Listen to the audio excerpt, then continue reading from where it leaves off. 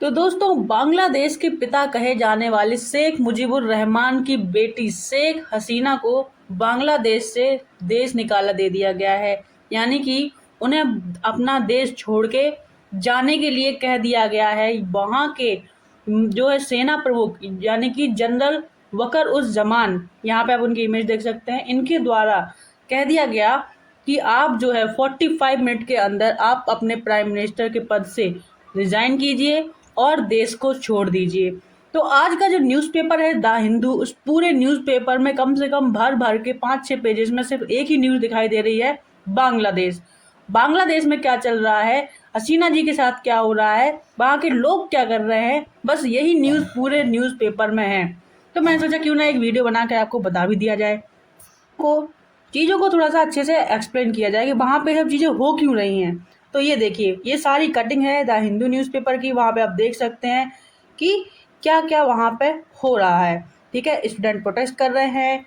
और जैसे कि आप लोग जानते हैं, बांग्लादेश की आयरन लेडी कही जाती हैं शेख हसीना जी। अब जो है उनका टाइम खराब, मतलब कह सकते हैं टाइम खराब आ गया उनका।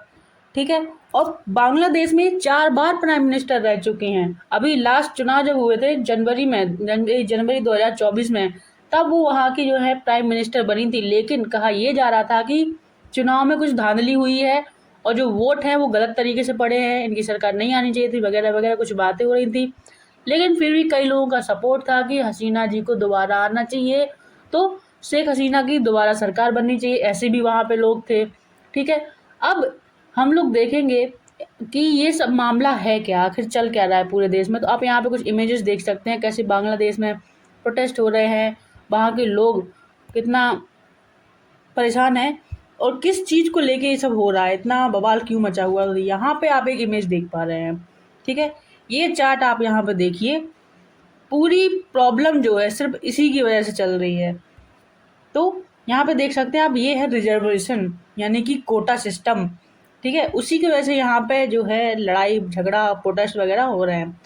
ठीक है, यहाँ पे देखिए 5% जो कोटा है माइनॉरिटीज़ को दिया गया है, 10% कोटा वुमेन्स को है एंड 10% वहाँ के बैकवर्ड डिस्ट्रिक्ट को है, 30% कोटा।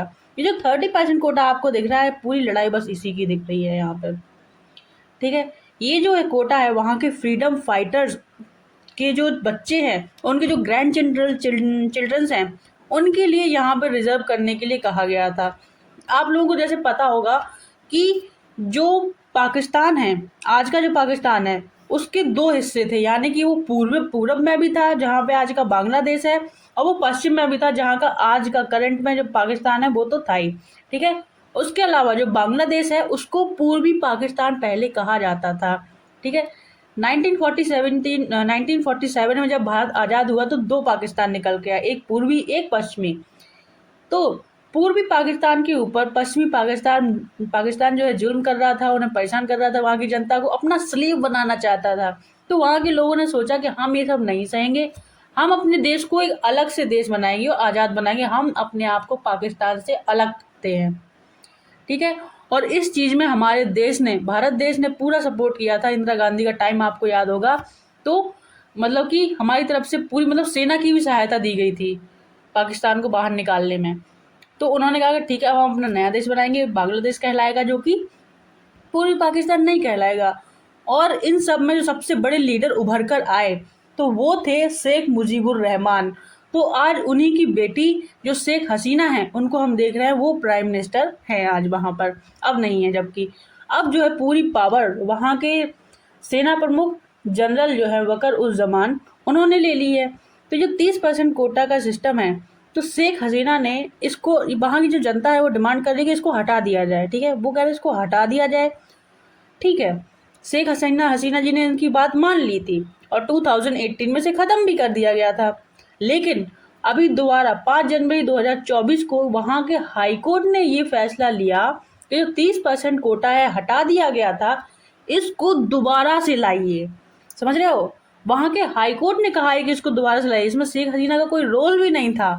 और वहाँ की जनता ने क्या किया, शेख हसीना जी को जो है लपेटे में ले लिया, उनके खिलाफ प्रोटेस्ट चालू कर दिए, उनके जो हैं घर पे जाके सामान वगैरह की तोड़ फोड़ कर दी गई और ये देखिए यहाँ पे आप देख रहे होंगे, तो ये है आपके पीएम हसीना जी का ये आवास है, यानी कि वहाँ के जो पीएम आवास है वो है, जो कि ढाका में है।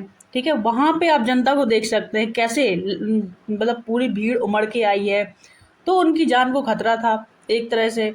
तो उन्हें 45 मिनट का टाइम दिया गया अचानक ही, मतलब ये किसी को अंदाजा नहीं था। सबको ये पता था कि 2 महीने से वहाँ पे प्रोटेस्ट हो रहे हैं, पर किसी को ये अंदाजा नहीं था कि वहाँ पे तख्ता पलट हो जाएगा, एकदम से इतना बुरी सिचुएशन हो जाएगी कि शेख हसीना जी को भाग के इंडिया आना पड़ेगा। वो भाग के इंडिया आई हैं।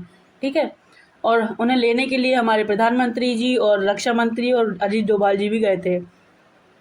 तो बात आती है हाई कोर्ट के फैसले पे। तो हाई कोर्ट ने कहा था कि इस 30% कोटे को दोबारा लाओ। अब वहाँ की जनता को लगा कि 30% कोटा दोबारा आ जाएगा, जो कि नहीं आना चाहिए। ठीक है, तो उन्होंने प्रोटेस्ट करना चालू कर दिया। अब ये प्रोटेस्ट बढ़ते बढ़ते इतना बढ़ गया कि देश छोड़ने की नौबत आ गई। ठीक है, अब कुछ लोग उसी प्रोटेस्ट में मर भी गए थे, 90 के आसपास संख्या बताई जा रही थी। तो उसके लिए वो लोग शेख हसीना को जिम्मेदार मान रहे थे। पूरे पूरे बांग्लादेश में मतलब आगजनी हो रखी थी। ऐसी ऐसी इमेजेस निकल के आई हैं, आप देखेंगे तो मतलब दहशत में आ जाएंगे। और मैं इमेजेस नहीं दिखा रही हूँ क्योंकि हम मतलब चैनल पे कोई इशू नहीं आए, क्योंकि हो सकता है जैसे इस तरह से देख रहे हैं आप। तो ठीक है, ये था पूरा मामला कोटा का, मतलब कोटा की वजह से ही पूरी दिक्कत चल रही है वहाँ पे। क्योंकि देखिए कोटा बढ़ते बढ़ते वहाँ के 44% लोगों के लिए बस इतना सा बचा है। 44% बचा है, बाकी का जो है यहाँ पे आपका रिजर्व हो चुकी हैं चीज़ें। तो इंडिया में तो फिर भी ठीक है, 50% का कोटा लागू होता है कि 50-50, है ना। 50% ही रिजर्वेशन हो सकती है, उससे ज़्यादा नहीं हो सकती। उससे ज़्यादा होगी तो कोर्ट में जा सकते हैं। यहाँ पे क्या हुआ, यहाँ पे तो हद ही हो गई। इसलिए वहाँ की जनता जो है नाराज़ है और बुरी तरीके से पूरे में तोड़-फोड़ करने में लगी हुई है। ठीक है? तो ये थी पूरी वीडियो के बारे में जानकारी बांग्लादेश के बारे में। मिलते हैं नेक्स्ट वीडियो में, तब तक के लिए अपना ध्यान रखिए। जय हिंद।